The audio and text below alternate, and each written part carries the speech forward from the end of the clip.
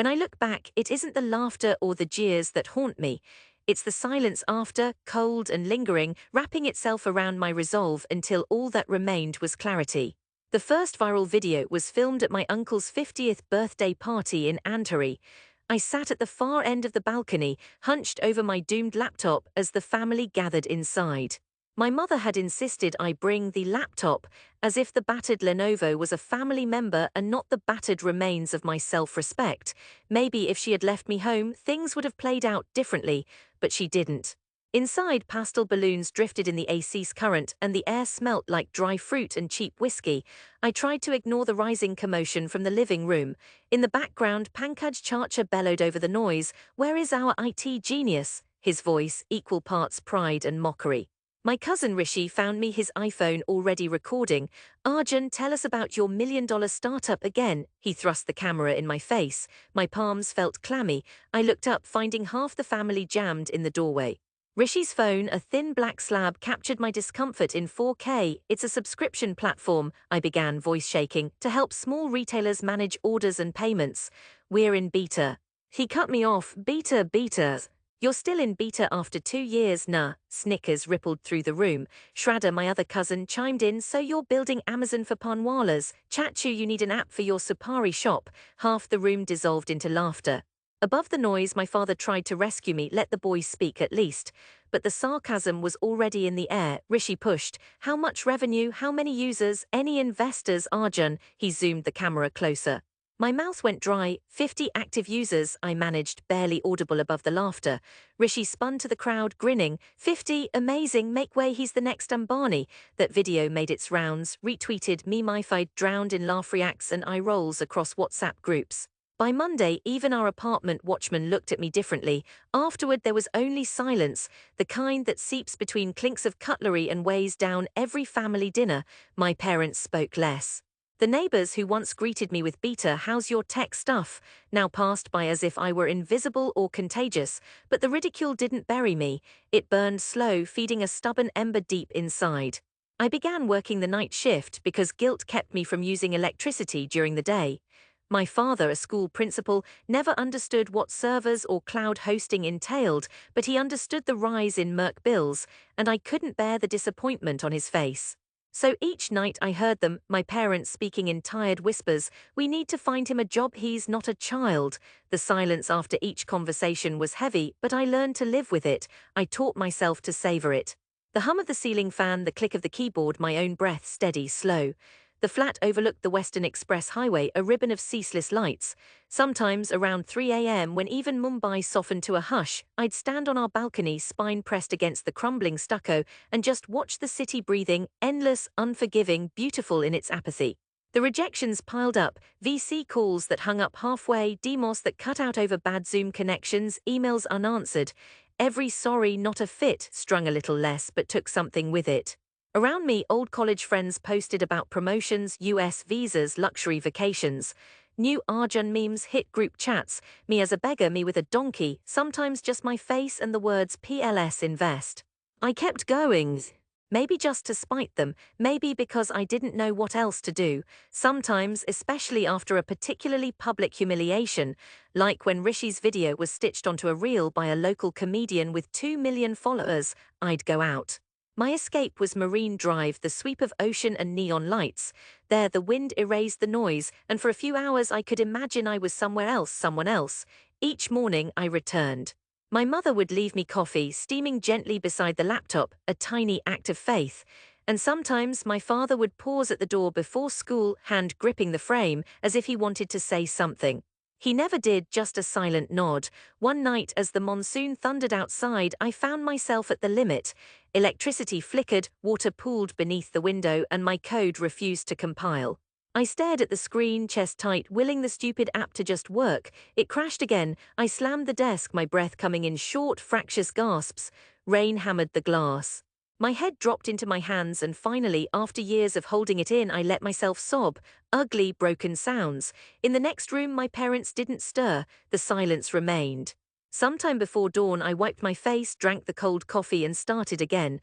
Change, when it arrived, came quietly. An email at 4:17 a.m. Subject: Potential Partnership *. A chain of messages followed. Someone named Ammon from a Goan logistics company wrote, "We've been looking for a simple retail SaaS platform for our chain of grocers. Can we talk?" He called. He was blunt, brisk, almost rude at first, but he wanted the product, not the pitch. We signed a pilot. For the first time, people used the product for what it was meant to do, not as a punchline. Still, I didn't celebrate. Not yet. Lucky breaks do not erase years of ridicule or cold cups of coffee. Ammon's company liked the platform, then referred 2 other clients. Before I could process it, usage doubled, then tripled. Accounts trickled in from Nasik, Pune, even a few from Surat. Small shops checked out orders using my app, receipts printed, stock was tracked. I worked harder. Some nights I didn't sleep at all. But this time, exhaustion felt like a privilege. A few months later, the first real review appeared, an elderly shop owner in Borivali thanking the Orderwala app for saving him time. Then the calls changed. Instead of beta, what's your revenue? It was, how do you handle scale, and can we see your churn numbers? I pitched to 2 small VC funds, both passed but with encouragement instead of laughter. I didn't show the emails to anyone, not out of pride, but a battered sense of privacy I'd learned to nurse. When the LinkedIn feature happened, the first article about Arjun Mehra's SaaS for small retailers, I didn't post it on family groups. I didn't post at all, I just kept working. Word of mouth spread offline too. My mother's phone rang more, usually after relatives read something online. "Is it true about Arjun's app?" I heard her cautious, slow. "Yes, it's true, he's stubborn like his father was." By the first Diwali after launch, I had a small team, 2 full-time engineers who sat with me in our living room. My parents offered chai and biscuits, my mother beaming with each tray. My father watched, saying little, but he'd started leaving tech magazines near my laptop, as if inviting me to notice. I hired someone, real salary, health insurance and everything. We outgrew the flat. My father shook my hand the first day I left for the shared co-working space in Lower Pell. Not a word, just firm, almost proud. 5 years after the humiliating video, I was invited to speak at TechSparks Mumbai. By then, our platform served 3,000 stores, had closed a seed round, and was written about by the Economic Times. But my family, still haunted by the initial years, rarely mentioned it. When the invite came for my uncle's 60th, I hesitated. I had not seen them in years. Shraddha had recently married. A video invite sluiced through the WhatsApp group, her fiancé grinning, both of them successful, presentable as they always were. I went, partly out of stubbornness, mostly out of something like closure. The party was at a hall in Bandra, marble floors, soaring ceilings, the kind of place you rent to impress people you already know. My mother clutched my arm as we entered, worry tightening her mouth. She smoothed my collar 5 times before we walked in. I wore my only suit. I saw them immediately, Rishi near the bar, Shraddha by the window, a half-circle of relatives buzzing like bees. The music was loud, laughter louder. Some faces I recognized, older now, hair thinner, lines deeper. Nobody said anything at first, but the news had traveled ahead of me. Eyes lingered as I crossed the room, whispers trailing in my wake. Uncle approached. "Arjun Beta, you're looking good. I heard you're in the papers now. Big man." He clapped me on the back. There was a careful deference in his voice, a notch above politeness, just shy of respect. Someone called for speeches. Rishi took the mic first, styled hair and that same sly grin. "Before I say anything else, remember the viral video from years ago?" Laughter.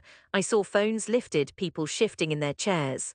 My heart hammered, but I stayed silent. I remembered the heaviness of all these rooms over too many years.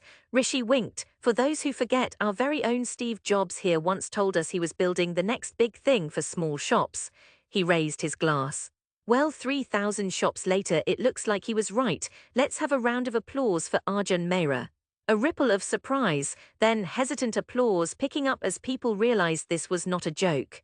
Eyes shifted, some embarrassed, others quietly impressed. Shraddha spoke next. "Honestly, I thought you were chasing the wind, Arjun, but you proved us wrong. You taught us something, or at least you taught Rishi to keep his mouth shut." Laughter again, softer. Then the hall fell silent as my father limped to the mic, his left knee weakened by age. He stood tall anyway. People may laugh at dreams, but dreams make people laugh when they come true. He glanced at me, a nod across the crowded room.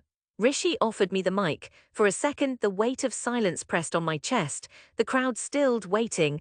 I looked around at faces half familiar, remembering each one that had mocked, doubted, dismissed me. I took a breath and said, "I did not return for acknowledgement. I returned because every journey ends finally at home. Thank you for your laughter, it taught me stubbornness." A few quiet claps growing louder. I let the sound drift to my parents who stood at the edge of the stage, pride written plain in their expressions. After the speeches, people came forward. Shraddha hugged me, real and warm. Rishi, sheepish, muttered, "Drinks on me next time, boss." The room's energy changed, a shifting tide, subtle but sure. The ones who doubted me the harshest were now first to ask questions. "How did you know it would work, Arjun? Didn't you ever think of giving up?" I answered honestly. "Every day," I said, "but giving up would mean accepting that none of you could be wrong."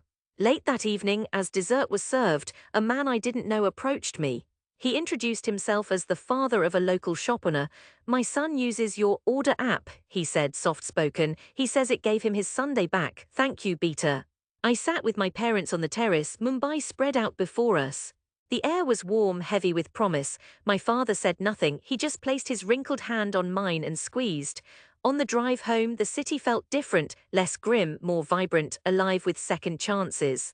That night after my parents went to bed, I stepped onto the balcony, once the scene of so many defeats, and breathed deep. The highway shimmered in the distance, alive with possibility. The city's silence felt different now.